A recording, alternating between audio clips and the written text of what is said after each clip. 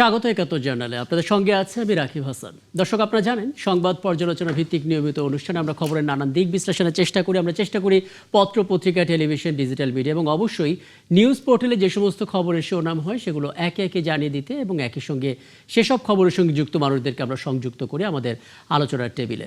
আমাদের স্টুডিও এবং অনলাইনে সংযুক্ত থাকা অতিথিদেরকে আমরা প্রশ্ন করি, ব্যাখ্যা জানার চেষ্টা করি এবং তাদের মাধ্যমে খবরের গভীরে ঢোকার চেষ্টা করি। সেই ধারাবাহিকতায় আজ আমার সঙ্গে আছেন সিনিয়র সাংবাদিক সৌরভ হাসান এবং আছেন বিএনপি দলীয় সংসদ সদস্য ফজলুল হুদা বাবুল। আপনার দুজনকে স্বাগত জানাচ্ছি এবং ধন্যবাদ জানাচ্ছি আমাকে সময়টা দেওয়ার জন্য। এবং হাতে বেশ কিছু খবর রয়েছে, আমরা চেষ্টা করব এই স্বল্প আয়োজনের মধ্যে যতটুকু পারা যায় গুরুত্বপূর্ণ বিষয়গুলো নিয়ে কিছু গুরুত্বপূর্ণ প্রশ্নের উত্তর খুঁজতে। এবং দর্শক, বলে রাখি পুরো আয়োজন জুড়ে তো আপনারা আছেনই। আমরা বলে রাখি আমাদের সঙ্গে জামাত ইসলামী দলীয় সংসদ সদস্য সালাউদ্দিন আইয়ুবী, তিনিও যুক্ত হবেন। আমি সৌরভ হাসান আপনাকে আলাপটা শুরু করি। আপনার সাংবাদিকতার যে বিশাল পরিসর, সেই পরিসরে নিশ্চয়ই এই প্রশ্নটা কখনো না কখনো কেউ না কেউ আপনাকে করেছে বা মনেও হয়েছে নিশ্চয়ই যে আমরা স্বাধীনতা পদক কিংবা ২১শে পদক, গুরুত্বপূর্ণ রাষ্ট্রীয় সম্মাননা যাদেরকে দিচ্ছি, আমরা দেখা যাচ্ছে সেই কিংবদন্তির নামের পর একটা ব্র্যাকেট যুক্ত করে আমরা মরণোত্তর বলছি। এটা কেন আসলে স্বীকৃতিটা এত দেরিতে আসে? আমাদের বিচারিক কাঠামো বা নির্বাচন করার দক্ষতার অভাব, নাকি কি বলবো? শুভেচ্ছা হুদা ভাইকে। আমরা আসলে বিস্তৃত প্রবণ জাতি এবং বঙ্কিমচন্দ্র বলেছিলেন যে বাঙালির ইতিহাস নেই। তো সুতরাং আমরা ইতিহাস চর্চা এত বেশি করি যে সরকার বদলের সঙ্গে সঙ্গে ইতিহাস বদলে যায়। এটি একটি কারণ। দ্বিতীয় কারণ হচ্ছে যে আমরা অনেক কিছু রাজনৈতিক বিচার বিশ্লেষণে সিদ্ধান্তে আসি বা উপসংহারে আসে যে কার পাওয়া উচিত, কার পাওয়া উচিত না, কার সাথে কোন দলের, কোন সংগঠনের, কোন ব্যক্তির সম্পর্ক আছে। তবে এবারেও যেমন ৭ জন মরণোত্তর, কিন্তু বাকিরা তো জীবিত এবং তারা অনেকে সুস্থ অবস্থায় নিয়েছেন। আবার অনেক ঘটনা, যেমন বিএনপির সাবেক চেয়ারপারসন এবং সাবেক প্রধানমন্ত্রী বেগম খালেদা জিয়াকে স্বাধীনতা পুরস্কার দিয়েছেন। তিনি বেঁচে থাকতে নেওয়াটা হয়তো তার জন্যও একটা অস্বস্তির হতে পারত যে বিএনপি ক্ষমতায় থাকতে, আবার অন্য দল থাকলে তাকে দিত না। আবার এখন যারা এই সরকারের পক্ষের নয় তারা পাবেন কিনা, অন্তত রাজনীতির ক্ষেত্রে যারা ভূমিকা থাকলেও সেটি পায় না। এই একটা রাজনৈতিক বিভাজন। দ্বিতীয় হচ্ছে আমরা গুণীদের, আমাদের সমাজে গুণীদের কদর করার কথা বলি কিন্তু কতটা করি, এই প্রশ্ন। আর পুরস্কারের মধ্যে দিয়ে যে সম্মান দেওয়া হয় তা না, পুরস্কারের বাইরেও আমরা সামাজিকভাবে মানুষকে কীভাবে দেখি, শিল্প, সাহিত্য, শিক্ষা, সংস্কৃতি, বিজ্ঞান, সব ক্ষেত্রে যারা সব ধারণ করেন, যারা এগিয়ে নেন, যারা সৃজনশীল, প্রথমত হচ্ছে তাদের কর্মজীবনে আমরা কতটা সাহায্য করি। একজন সারা জীবন কাজ করলেন এবং তারপর আমরা পুরস্কার দিলাম, সেটা মরণোত্তর হোক অথবা জীবিত অবস্থায়, কিন্তু তার কাজের সহায়তা রাষ্ট্র কতটা করে, তার গবেষণাকে কতটা এগিয়ে নেয়। দেখুন, বাংলাদেশ 18 কোটি মানুষের দেশ। আমরা কোন কোন ক্ষেত্রে উল্লেখযোগ্য গবেষণা করেছি, উল্লেখযোগ্য উদ্ভাবন করেছি। আমাদের গবেষণাটাই সবচেয়ে অবহেলিত, বিশ্ববিদ্যালয় পর্যায়ে থেকে শুরু করে। সেক্ষেত্রে আমাদের পুরস্কারের চেয়েও এই যে গবেষণায় যদি আমরা উৎসাহ দিতে পারতাম, আমরা যদি সমর্থন দিতে পারতাম, আমরা যদি সহায়তা দিতে পারতাম, তাহলে কেন বাইরের যারা গবেষক আছে, যারা বাংলাদেশের নাগরিক, তারা এখানে এসে কেন গবেষণা করবেন না? আমাদের তো অনেক প্রতিভাবান এবং সৃজনশীল মানুষ বাইরে অনেক পুরস্কার পান, অনেক সমাদরও পান, কিন্তু আমরা সেটা দেই না। আর এটি এক ধরনের রাজনৈতিক সংকীর্ণতা আছে। আবার যে পদ্ধতিতে আসে সেটা কিন্তু সেটা আবার একটা আমলাতান্ত্রিক পদ্ধতিতে। কেউ না কারো নাম প্রস্তাব করতে হয়, নিজেও নিজের নাম প্রস্তাব করতে পারে, কোনো প্রতিষ্ঠান প্রস্তাব করতে পারে। আলাদা কি প্রক্রিয়াটা হলে ভালো হতো? এই আমলাতান্ত্রিক প্রক্রিয়া বাদ দিয়ে আর কি প্রক্রিয়া সেটা করা যেতে পারত? এখন ধরুন, বিভিন্ন ক্ষেত্রে তো অনেক বেশি মানুষ নয়, যেমন জাফরুল্লাহ চৌধুরী, তিনি তো পুরস্কার পেয়েছেন এর আগে এবং তার প্রতিষ্ঠানে বারবার পুরস্কার পেলেন। এখন তার নাম কি তার নিজে দিতে হবে? তা এটা তো একদম, আমি আপনার কাছ থেকে একদম পরিষ্কার হলাম। আমি সালাউদ্দিন রাবিকে দেখতে পাচ্ছি, যেমন সালাউদ্দিন রাবি, আপনাকে আমন্ত্রণ জানাচ্ছি, আসবো নিশ্চয় আপনার কাছে। মাননীয় সংসদ ফজলুল হুদা বাবুল, আপনার কাছে একই বিষয়টা একটু জানতে চাই।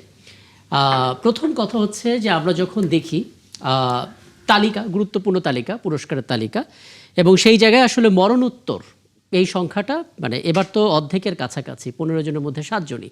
এটা ঠিক, বেগম খালেদা জিয়া সাবেক প্রধানমন্ত্রী রাজনৈতিক প্রতিহিংসার শিকারের কারণে হয়তো তিনি সেই তালিকায় মরণোত্তর হয়েই তারপর পুরস্কৃত হলেন, কিন্তু যারা আছেন বাকি তাদের ক্ষেত্রে আসলে আমরা কেন?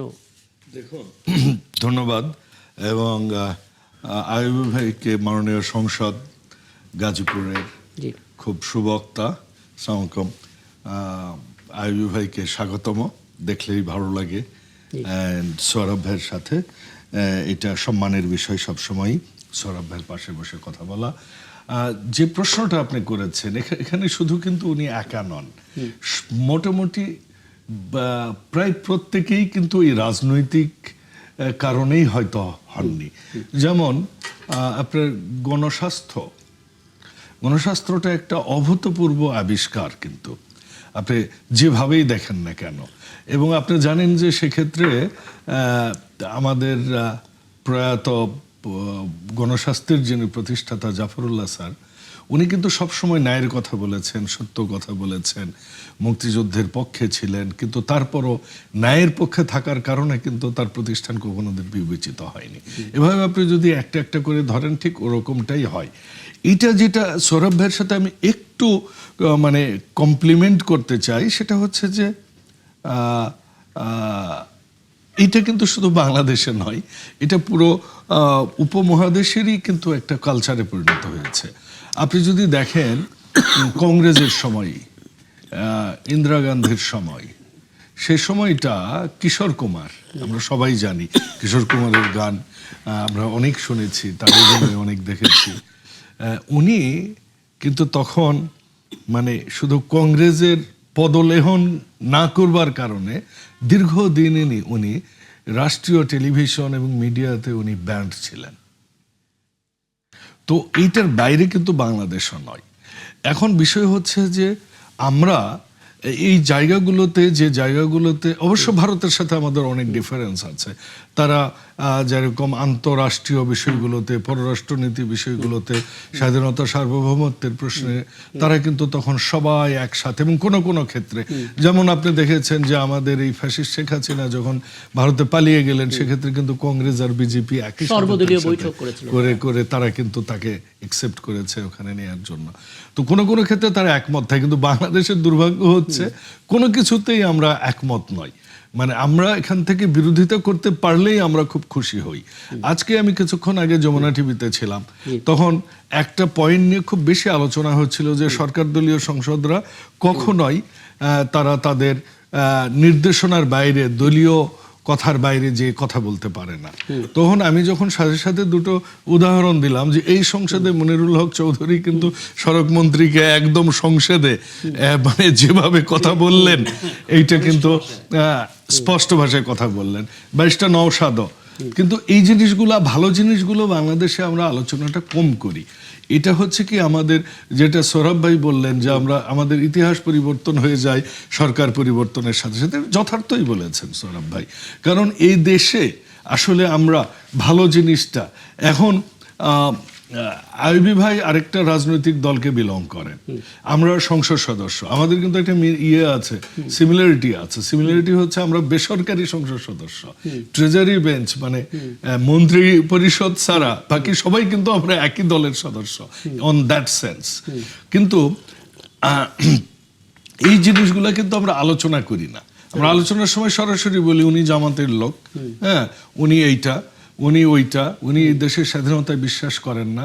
কিন্তু আমার কিন্তু আলোচনার বিষয় এটা হওয়া উচিত যে আমি একটা রাজনৈতিক দলকে বিলং করি, উনি আরেকটা রাজনৈতিক দলকে বিলং করেন।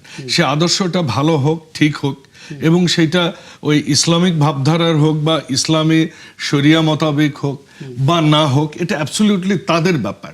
কিন্তু এই সমালোচনাটা যখন আমি করি তখনই কিন্তু বিভেদটা তৈরি হয়। আমি যদি এই জায়গাটাতেই থাকি যে আমার মতটা আমি দেব, ওনার মতটা উনি দিবেন, whoever it will be decided by the public, জনসাধারণ।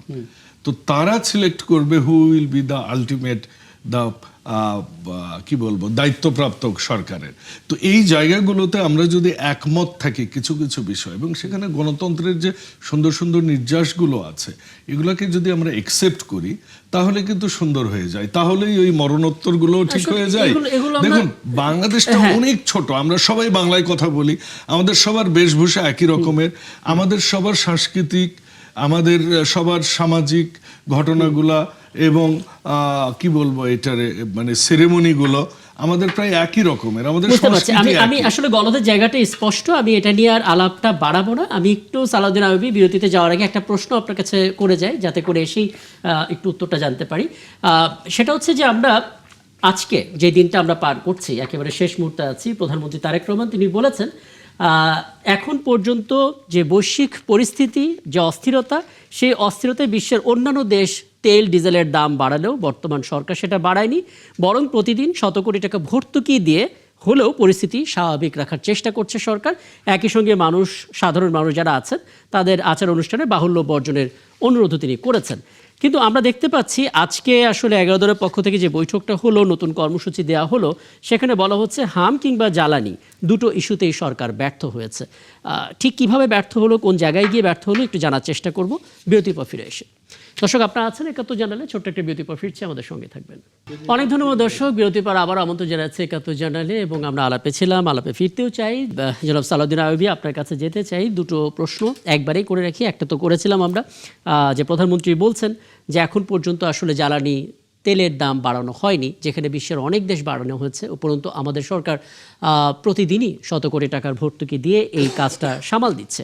এবং আমরা দেখতে পেলাম 11 দলের পক্ষ থেকে বলা হচ্ছে হাম এবং জ্বালানি দুই ক্ষেত্রেই সরকার ব্যর্থ।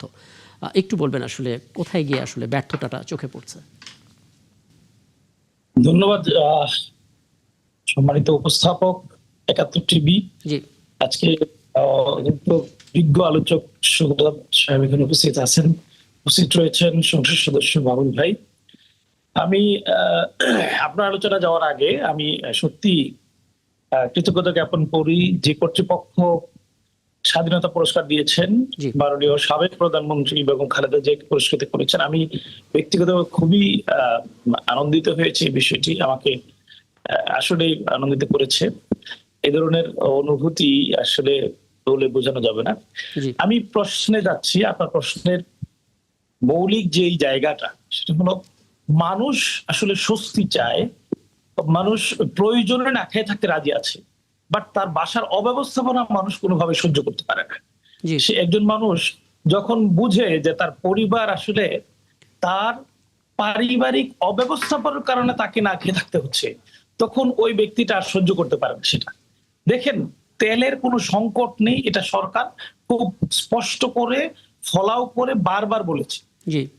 মাননীয় মন্ত্রী এই একবারে স্পষ্ট করে 300 ধারায় সংসদে তিনি বিবৃতি দিয়েছেন, তেলের কোনো সংকট নেই। গতকালকেও মন্ত্রণালয় থেকে জানানো হয়েছে আগামী 2 মাসের তেল মজুদ রয়েছে, সব ঠিক আছে। বাট তেলের জন্য দিন এমনকি মানে 2 দিন 3 দিন পর্যন্ত দাঁড়িয়ে থাকতে হচ্ছে। এটা কেন হচ্ছে? যদি সব সংকট না থাকে তাহলে লাইন কেন হচ্ছে? এই যে অস্থির জায়গাটা, এই জায়গাটাতে মানুষের অস্বস্তি, মানুষের প্রশ্ন। আমি বলি এই লাইনের কারণ কি, মানুষ কেন অস্বস্তি বোধ করছে, বাংলাদেশ জামাত ইসলামী সহ 11 দল কেন এই বিষয়টি নিয়ে প্রশ্ন তুলছে, ব্যর্থ সরকার এটা কেন বলছে? দেখেন, প্রায় 5 লক্ষ লিটার তেল উদ্ধার করেছে সরকার, এটা সরকারি বিভিন্ন বিবৃতিতে, এবং প্রায় 5000-এর কাছাকাছি অভিযান পরিচালনা করেছে, 510টার মতো মামলা হয়েছে, জরিমানা হয়েছে 42 লক্ষ টাকার মতো, অনেকগুলো কাজ করেছে। আমি ছোট্ট একটা উদাহরণ দিই। দেখেন, আমি যেই আসনের এমপি, গাজীপুর 4 কাপাসী আসনের, মাত্র 6টা তেলের পাম্প, 6টা তেলের পাম্পে প্রতি রাতে, সাধারণত রাতের বেলা এই তেলগুলো ড্রামে করে নিয়ে যাওয়া হয় অন্য জায়গায়, এটা সংরক্ষণ করার জন্য অথবা মজুত করার জন্য, যাতে সংকট তৈরিতে এই কাজগুলো করা যায়। এই 6টা পাম্প কি কোনো কারণে কোনোভাবে 6 জন দায়িত্বশীল ব্যক্তির দ্বারা অথবা পুলিশের কোনো অফিসার দ্বারা রাতের বেলা পাহারা দিয়ে রাখা যায় না, একদম, যাতে এই তেলগুলো ওইখান থেকে সরে না যায়? কেন এই কাজটা করা হচ্ছে না আমার বুঝে আসে না। আমি এটা নিয়ে বা আইন শৃঙ্খলা মিটিং এর বৈঠকে কথা বলেছি যে সুনির্দিষ্ট একেবারে আমাদের এখানে 200 শতাধিক পুলিশ রয়েছে, অফিসার রয়েছে প্রায় শতাধিক, তারা একটা অংশ বাই টার্ন এই কাজগুলো করলে সরকার এই বিপাকে পড়ে না, কিন্তু সরকার কেন যেন রহস্যজনক ভাবে এই জায়গায় ভূমিকা রাখার মানে উদ্যোগ নিচ্ছে না। সরকার ট্যাগ অফিসার নিয়োগ করেছে, ট্যাগ অফিসার যাকে দেওয়া হয়েছে তিনি উপজেলার কোনো না কোনো কর্মকর্তা, তিনি তার দায়িত্ব পালন করে সারাদিন শেষে একবার এসে একটা ছবি তুলে তিনি তার দায়িত্ব শেষ হয়েছে বলে ফেসবুকে একটা স্ট্যাটাস দিয়ে সংশ্লিষ্ট উপজেলার জায়গায় এটা একটা নিউজ দিয়ে যে এত লিটার তেল ছিল, আজকে বিক্রি হয়েছে এত, আগামীকালের জন্য এতগুলো পাবে, শেষ, উনি তার দায়িত্বের জায়গা থেকে চলে যাচ্ছে। এই যে একটা মানে দায়সারা ভাব, এটা সরকারের আমি বলবো প্রথম ব্যর্থতা। দ্বিতীয় হলো সরকার মেনে নিচ্ছে না জনগণ কষ্টে আছে। সরকার মেনে নিচ্ছে না, এটার কারণ হলো দেখেন, মাননীয় প্রধানমন্ত্রী আজকে বলেছেন যে তেলের দাম বাড়াননি, কিন্তু এইটা তো একটা সংকট। হাজার হাজার মানুষ, হাজার হাজার গাড়ি, লক্ষ লক্ষ মানুষ ঘন্টার পর ঘন্টা দাঁড়িয়ে থেকে কষ্ট হচ্ছে। এই কষ্টটা তিনি আজকেও বলেননি, অতীতেও বলেননি, সংসদে তিনি একাধিকবার সুযোগ পেয়েছেন, একাধিকবার তাকে, তার দলকে এবং ট্রেজারি বেঞ্চকে, মাননীয় প্রধানমন্ত্রীর পাশে যে মন্ত্রী পরিষদের সদস্যরা থাকেন তাদেরকে প্রশ্ন করা হয়েছে। এখানে যদি একটু অনুমতি দেন জনাব সালাউদ্দিন আইয়ুবী, আপনি আসলে শেষ করি। একবারও মাননীয় প্রধানমন্ত্রী তেলের বিষয়টি সংসদে অ্যাড্রেস করেননি, মানুষ কষ্টে আছে এটা অ্যাড্রেস করেননি। এই কথাটা স্বীকার করতে কি হয় একটু বলে রাখি, সেটা হলো যে আজকেই মাননীয় একজন সংসদ সদস্য সংসদে এটা উত্থাপন করেছেন যে বাংলাদেশের তেল সংকটের কারণে একটা নির্বাচনকে পিছিয়ে দেওয়া হয়েছে, সেইখানে সরকারের পক্ষ থেকে বিবৃতি দিয়ে নির্বাচন পেছানো হয়েছে। ওই জায়গায় তেল সংকট স্বীকার করা হচ্ছে, অথচ 300 ধারায় বিবৃতি দিয়ে সচিবালয় থেকে বিভিন্ন সময় সাংবাদিক সম্মেলন করা বলা হচ্ছে তেল সংকট নেই। আসলে কোন অবস্থানটা সরকারের জন্য বাস্তবসম্মত, কোন অবস্থানটা সঠিক, এই জায়গায় মানুষের ডাউট রয়েছে যথেষ্ট। আমি একদম পরিষ্কার। আমি আসলে মানে প্রথমত আপনাকে একটা ধন্যবাদ দিচ্ছি এই অর্থে যে আপনি যে জায়গাটাতে গলত সেটা আপনি স্পষ্ট করেছেন। আমি নিশ্চয়ই ফজলুদ্দা বাবুলের কাছে সেটা জানার চেষ্টা করব, কিন্তু একটা বিষয় আপনার কাছে আমার জানতে চাওয়া আছে, মানে সরকার আসলে এটা সংকট আছে এই স্টেটমেন্ট ইম্পর্টেন্ট নাকি সমাধানটা গুরুত্বপূর্ণ, কোনটা বেশি জোর দেওয়া প্রয়োজন? যদি সরকার বলে কোনো সংকট নাই, অন্য দিক দিয়ে সমাধানের জন্য পদক্ষেপগুলো নেয় যেটা দিয়ে আবার সুফলও মেলে, তাহলে সেই বক্তব্যের মানে গুরুত্ব কতখানি যেখানে সরকার বলবে যে হ্যাঁ সংকট আছে? দেখুন, কোন রোগ যদি সারতে হয় আপনাকে স্বীকৃতি দিতে হবে আমি এই জায়গায় অসুস্থ। আপনার যদি মানে কোনো অপারগতা থাকে সেটা স্বীকার করতে হবে। আপনি যখনই বলবেন যে না আমি সব দিক থেকে ওকে, আমার কোনো সমস্যা নাই, তখনই বোঝা যাবে যে আপনার যে সমাধানের কোনো উদ্যোগ নাই, ইচ্ছা নাই। এই ইচ্ছার ঘাটতি থেকেই বড় সংকটটা এখন পর্যন্ত তৈরি হয়েছে। একদম পরিষ্কার। আমি আমার সাথে সিনিয়র সাংবাদিক সৌরভ হাসান আছেন, উনি আপনার কাছে কিছু জানতে চাইতে পারেন। জি সৌরভ হাসান। আচ্ছা, মাননীয় সংসদ সদস্য সালাউদ্দিন আইয়ুবী, আপনাকে শুভেচ্ছা। প্রশ্নটি হলো যে আপনারা বলেছেন সংবাদ সম্মেলন করে 11 দলীয় জোট বলেছে যে সরকার হাম এবং জ্বালানি দুটি ক্ষেত্রেই ব্যর্থ হয়েছে। প্রশ্ন হলো যে বিরোধী দলের এতজন সদস্য থাকার পরেও এই জ্বালানি সংকট নিয়ে একটি মুলতবি প্রস্তাব বিরোধী দলের পক্ষ থেকে আনা হলো না কেন?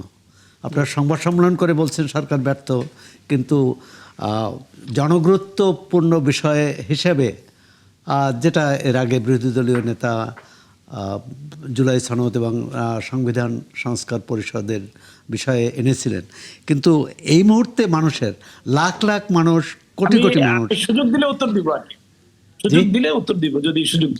জি আমি অবশ্যই শ্রদ্ধার সাথেই সৌরভ সাহেবকে বলি, আমি ওনার লেখা পড়ি, খুবই মানে ভালো লাগে ওনার লেখায়।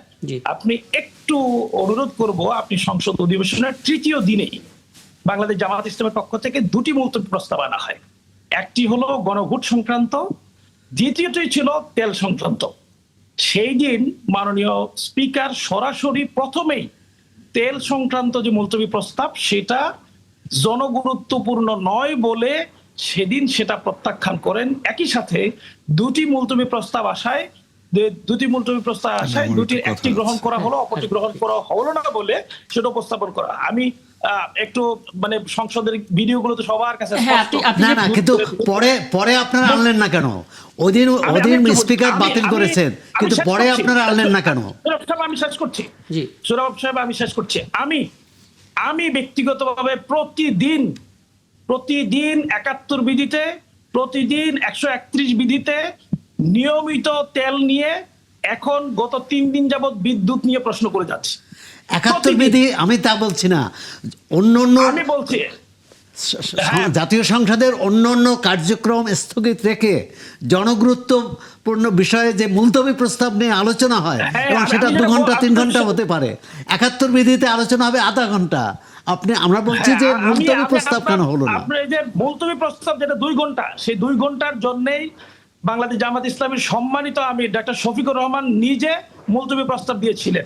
একবার তিনি এই মুলতবি প্রস্তাব সংসদে গ্রহণ করা হয়নি স্পিকার। আচ্ছা, এখানে এই এখানে প্রস্তাব এখানে এখানে গ্রহণ করা একটা আমার একটা একটা বিষয় clarification একটা তথ্যটি একটু জানিয়ে রাখি। হ্যাঁ।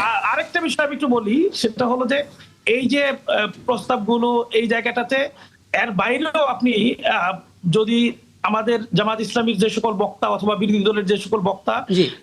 মাননীয় মানে স্পিকারের কাছ থেকে বিভিন্ন সময় অনুমতি নিয়ে কথা বলেছেন, বিশেষ জি। করে রাষ্ট্রপতির ধন্যবাদ প্রস্তাবের উপর কথা বলেছেন, প্রত্যেকটা জায়গায় এই তেলকে অ্যাড্রেস করেছেন, প্রত্যেকজন বক্তা এই তেল সংকটকে অ্যাড্রেস করেছেন। আর মুলতবি প্রস্তাবের জন্য আবেদন করা হয়েছিল, একবার নয়, দুইবার নয়, কয়েকবার। একবার উত্থাপিত হয়েছে, সেটা গ্রহণ করা হয়। বুঝতে পারছি, একদম পরিষ্কার ফজলত বাবু। দুটো বিষয়, প্রথমত একটা হচ্ছে মুলতবি প্রস্তাব, যেখানে তাদের দিক থেকে একেবারে পার্লামেন্ট অধিবেশনের 3য় দিন বলা হলো এবং স্পিকার জনগুরুত্বপূর্ণ নয় এর মর্মে সেটা আসলে গুরুত্ব দেয়নি। এটার একটা ব্যাখ্যা। এবং আরেকটা উনি বলেছেন যে কাপাসিয়ার মতো জায়গায় 5 থেকে 6টা চিহ্নিত ফিলিং স্টেশন বা পাম্প আছে, সেখানে আসলে মনিটরিং নাই কেন, যেখানে আসলে চুরি যাচ্ছে তেল, এরকম কথা শোনা যাচ্ছে। ধন্যবাদ। প্রথম প্রশ্নটা উত্তর দিই। মুলতবি প্রস্তাব দিয়েছিলেন, এটা ঠিক আছে, এবং সেটা জামাতে ইসলামের আমির এবং বিরোধী দলীয় সংসদের মাননীয় নেতা জনাব ডাক্তার শফিকুল ইসলাম এটা করেছিলেন, কিন্তু এটা বিধি মোতাবেক ছিল না। জি। Shafiqur Rahman, sorry, my apology. বিধি মোতাবেক ছিল না। যে বিধিতে মুলতবি প্রস্তাবটা হয় সেই বিধিতে তারা নোটিশটা দেয়নি। এবং স্পিকার কিন্তু একই দিনে 2টা থাকে, একটা গ্রহণ করা হয়নি, একটা গ্রহণ করা হয়েছে। লেট মি ফিনিশ তো না, এটা বিধি মোতাবেক হয়নি। আমি সংসদে ছিলাম, আপনি দেখেন, আপনি চেক করেন, দর্শকরাও there, চেক I করছে। বিধি মোতাবেক না হওয়ার পরেও এইটা নিয়ে আমাদের যিনি বিদ্যুৎ মন্ত্রী, উনি এটা নিয়ে কথা বলেছেন সংসদে। তারপর আপনার যে আরেকটা যেটা মুলতবি প্রস্তাব ছিল জুলাই সনদ, সেটা নিয়েও আলোচনা হয়েছে বিধি মোতাবেক না হওয়ার পরে। কাজেই উনি যেটা বলেছেন, প্রথম কথা হচ্ছে স্পিকার বলেছে এটা বিধি অনুযায়ী এটা আবারও করতে, যে এটাকে অ্যাভয়েড করেনি, 1 নাম্বার। 2 নাম্বার হচ্ছে আপনার যে 2 নাম্বার প্রশ্ন, যেটা কাপাসিয়া। দেখুন, একটা সংসদীয় আসনে কারা থাকেন প্রশাসনের? একজন ইয়নো থাকেন, একজন এসিলান থাকেন, একজন ভারপ্রাপ্ত কর্মকর্তা থাকেন। পুরো প্রশাসনই কিন্তু আবর্তিত হয় ওই এলাকার ওই আসনের যিনি পার্লামেন্ট মেম্বার থাকেন তার সাথে কর্মযোগ্যে তারা সম্পৃক্ত হয়। যেমন আজকে একটা ব্রিজ অর্ধ ব্রিজ হয়ে আছে, আমি নিউজটা ডিসি মহোদয়কে দিলাম, ডিসি মহোদয় ইয়নো মহোদয়কে দিলেন, ইয়নো মহোদয় আমাকে ডিটেল দিলেন। আমি নিজে একদিন আমার পেট্রোল পাম্পে যেয়ে দেখলাম জেরিকেন নিয়ে রাত 10:30টায় আমি দেখলাম যে লোকজন তেল নিয়ে যাচ্ছে। এসি ল্যান্ডকে ফোন দিলাম, মানে ফিমেল এসি ল্যান্ড, রাত 10:30টায় আসলেন, উনি দেখলেন, চলে গেলেন, উনি কিছুটা ধরলেন এবং মামলা করলেন, লোকজনকে উনি ঠিক করলেন। এখন বিষয়টা কোন জায়গায় আসলে আমরা রুটে বলছি না, আমাদের তো ওই যে সর্বাঙ্গে ব্যথা, ঔষধ দেব কোথায়? এই যে আমাদের যে এই যে টেন্ডেন্সি শুধু সমালোচনা করার, আমরা কিন্তু এখনো একটা কথা বলছি না, বাংলাদেশের মতো যেখানে ইম্পোর্টেড তেলের উপর আমরা নির্ভর করি, বিশ্বে এরকম একটা সমস্যা, এবং সেটা তাও মধ্যপ্রাচ্যে তেল সাপ্লাইয়ের দেশগুলোতে, সেইখানে আমরা তেল দিচ্ছি। এখন এই সমস্যাগুলো আপনি অফিসার দিয়ে, আইন দিয়ে, আমি বলি আইন দিয়ে অফিসার দিয়ে ট্যাগ দিয়ে করা, এটা অত্যন্ত দুরূহ বিষয়, কিন্তু নেশনের তো আমাকে তো ট্রিটমেন্ট সব জায়গায়। না, আমি যেটা জানতে বায়তুল চাচ্ছি, মুকাররমের খতিব পালায়া কাপাসিয়ার যায়, এই সমস্যার সমাধান কি? স্কুলের টিচাররা টাকা দিয়ে শিক্ষক গিয়ে করে। এই ভোট কেটেছে 14 লক্ষ শিক্ষক। হ্যাঁ, আমরা তাদের আমরা নৈতিকতা উদাহরণে না নেই। যাই। আর আপনি কি আমি কি আপনার বলছেন বক্তব্যটাকে এভাবে ধরে নিব যে কাপাসিয়া সরকারের যে ব্যবস্থা, না আমাকে বলতে হবে সরকারের ব্যবস্থা দেখুন। উনিই বললেন 3,66,000 litre diesel, 39,776 litre octane, 87,959 litre petrol এটা জব্দ করেছে। মামলা দিয়েছে, 45 জনকে কারাদণ্ড দিয়েছে, 15,69,00,000 টাকার জরিমানা করেছে, 3,510টি মামলা দায়ের করা হয়েছে। এবং এই জাতিকে তো নৈতিকতা শেখাতে হবে। এছাড়া এটার প্রপার ডিস্ট্রিবিউশন, আপনি তো কতজনকে আপনি অ্যারেস্ট করবেন? এই সময় তাহলে তো আপনি ওই যে বললাম 14 লক্ষ শিক্ষক ভোট কেটেছে 24-এ, আপনি 14 লক্ষ শিক্ষককে বাদ দিয়ে দেন। হ্যাঁ, আপনি দেখুন এখানে আপনি বলতে চাচ্ছেন কাপাসিয়ার যিনি আছেন দায়িত্বে সালাউদ্দিন আইয়ুবী, তিনি একাই সমাধান করতে পারেন। Let us work আচ্ছা, together. সালাউদ্দিন আইয়ুবী, আপনি কি কেন চেষ্টা নয়? করেছিলেন এই 5-6টা পাম্প যেগুলোর মধ্যে থেকে তেল ধন্যবাদ। চুরি হওয়ার সম্ভাবনা রয়েছে সেগুলোতে? আমি বলি, আমি প্রতিদিন যাই তেল পাম্পে, প্রতিদিন, ভাইয়ের মতো একদিন যাই না, প্রতিদিন যাই এবং নিয়মিতই সেখান থেকে অবৈধ তেল উদ্ধার হচ্ছে, অব্যবস্থাপনার কারণে জরিমানা হচ্ছে। আমি কিন্তু এই জায়গাটা আসছিলাম, বাবুল ভাইরা যে এটা করছে, মাঝে মধ্যে গিয়ে একটা ফটো সেশন করে এটাকে এরকম জায়গায় নিয়ে এসে বক্তব্য দিয়ে শেষ করছে। একটা উপায় আপনি বাতলান, আমরা আপনাকে ফলো করব। আমি শেষ করি। আমি স্থায়ীভাবে এটার একটা সমাধান চাচ্ছিলাম। বাবুল ভাই যেটা বলছে এটা কি স্থায়ী সমাধান নয়? উনি একদিন গেল, গিয়ে কিন্তু অব্যবস্থাপনা পাইলো। কেন এটা হবে? এটা নিয়মিত সরকারের পক্ষ থেকে বলা উচিত, একটা চেকপোস্টের মতো প্রতিটা পাম্পে নিয়মিত একজন এটা নিশ্চয়ই সরকারের দায়িত্ব, সরকার সেটা বুঝবে। কিন্তু আমি শুধু আপনার কাছে জানতে চাই, আপনি যে সেখানে যে প্রতিদিন একবার করে যাচ্ছেন, নিয়োগ বা কে থাকবে তার কাছ থেকে জবাবদিহিতা, যে আপনি এখান থেকে কি কি পেলেন, সেরকম কোনো পদক্ষেপ নিয়েছেন কিনা? মানে একবার করে পরিদর্শনে যাওয়া একটা জিনিস। আমি যাই গিয়ে তো সেখানে মানে চা খাইতে যাই না, আমি ওইখানে উপস্থিত সকলের কাছ থেকে কতক্ষণ যাবত তারা অপেক্ষায় আছে, ওই সময় দাবি কি, আমি এরকম ঘটনা করেছি যে 300 টাকা করে মোটরসাইকেলে তেল দিচ্ছে। আমি বললাম যে আপনাদের কি হইলে ভালো হয়? কয় ভাই একটু 50 টাকা বাড়াই দিলে ভালো হয়। আমি মালিককে ডেকে নিয়ে এসে বলছি এবং ইউনুর সাথে কথা বলে বলছি যে 100 টাকা যদি বাড়াই দেয় খুব বেশি সমস্যা হবে? বলছে না, কোনো সমস্যা হবে না। মালিককে বলছি তাহলে 100 টাকা বাড়াই দেন, তাহলে 300 টাকার জায়গায় 400 টাকা করে তেল দেন। আমি সমস্যার সমাধানের ওই জায়গায় চেষ্টা করেছি। ওইখানে গিয়ে দেখেছি যে বাইরে অনেকগুলো ড্রাম পড়ে আছে। আমি জিজ্ঞেস করলাম ড্রামগুলো কিসের? এলাকার কয়েকজন বললো যে এটা সবাই সরে গেলে রাতের বেলায় ড্রামগুলোতে তেল দেওয়া হবে। ওই ড্রামগুলো তাৎক্ষণিকভাবে জব্দ করে 10,000 টাকা জরিমানার ব্যবস্থা করা হয়েছে সংশ্লিষ্ট সিলিন্ডারের মাধ্যমে। এই ব্যবস্থাগুলো নেওয়া হয়, এগুলো বুঝতে পারছি আপনার জায়গাটা স্পষ্ট। এখানে একেবারে নরমাল। এবং একটা পাম্প সিলগালাও করা হয়েছে, বন্ধ হয়েছে, স্থায়ীভাবে বলাই হয়েছে যে আপনি লিখে দেন যে আমার পাম্প স্থায়ীভাবে বন্ধ, কারণ তার এখানে 3-3 বার এই ঘটনা ঘটেছে, এরপর এটা বন্ধ করা হয়েছে। এগুলো তো সমাধান নয়। বুঝতে পারছি। সালাউদ্দিন আইয়ুবী, আপনাকে ধন্যবাদ। আমি এরপর হাবের ইস্যুতে আসবো, জ্বালানি নিয়ে আপনার জায়গাটা স্পষ্ট করেন। আমি একটু সরব হোসেন আপনার কাছে আসি। মানে প্রথমত এখানে সালাউদ্দিন আইয়ুবী যে প্রবলেমটার কথা বলছেন, যে উনি একা আসলে কিছুই করতে পারছেন না। উনি যাচ্ছেন, সংকটগুলো দেখছেন, এবং উনি চাচ্ছেন সরকারের দিক থেকে একটা মনিটরিং থাকবে, এমন একজন থাকবে যিনি আসলে পুরো ব্যাপারটা জবাবদিহিতার আওতায় আনবেন, দেখভাল করবেন। এবং ফজলুদ্দিন বাবুল স্পষ্ট করে বললেন যে এই জায়গাটার নির্বাচিত যিনি এমপি, তিনি চাইলে অনেক কিছু করতে পারেন পুরো জায়গাটাতে। আবার মানুষের নৈতিকতা অনেক বড় প্রশ্ন, কারণ একদিক থেকে অভিযান চলছে আর একদিক থেকে নতুন করে বুঝতে চলছে। তাহলে না, দুজন জনপ্রতিনিধির কথার মধ্যে সত্যতা আছে, আবার সত্যতার বাইরে যে অন্য সত্য আছে, সেটা হচ্ছে আমাদের প্রশাসন। যেটি হুদা ভাই বললেন, প্রশাসন একজন সরকার দলীয় সংসদ সদস্যকে যেভাবে গুরুত্ব দিবেন, সাধারণত একজন বিরোধী দলীয় সংসদ সদস্যকে সেভাবে গুরুত্ব দেন না, বা তার কথাটা অতটা আমলে নেয় না। এটা আমি এই দুটো উদাহরণ হিসেবে বলছি না, সাধারণ প্রবণতা হচ্ছে এটাই। আর দ্বিতীয় হচ্ছে যে আমি বলবো সরকার বিরোধী দল তো বললাম যে তারা একটা মুলতবি প্রস্তাব আনলো না। ওদিন নাকচ হয়ে থাকলে পরবর্তীকালে কেন আনলো না? শুধু পরবর্তীকালে আমি মনে করি যে সরকারের পক্ষ থেকেও উদ্যোগের অভাব আছে, পরিকল্পনার অভাব আছে, এবং সমস্যাটা কিভাবে মোকাবেলা করা যাবে, এক্ষেত্রেও আমার মনে হয় যে তাদের স্পষ্ট ধারণা নেই, বা ধারণা থাকলেও সেটা প্রয়োগ নেই। যে কারণে তেল আসবে, জাহাজ আসছে, এই কথাই কিন্তু বেশি শোনানো হচ্ছে। কিন্তু এই যে আমিও সালাউদ্দিন আইয়ুবের সাথে একমত, শুধু ওই 6টি কাপাসিয়ার 6টি স্টেশন না, সারা বাংলাদেশের স্টেশনগুলো পাহারা দেওয়ার যখন আমরা জানি যে এখান থেকে চুরি হচ্ছে, মিয়ানমার না ভারতে যেখানেই পাচার হয়ে যাক অথবা কেউ মজুত করে রাখুক, এটার একটা তদারকি। আমরা নির্বাচনটা কী করে করলাম? আইনশৃঙ্খলা রক্ষাকারী বাহিনী, র্যাব, পুলিশ, সশস্ত্র বাহিনী সবাইকে যুক্ত করলাম না?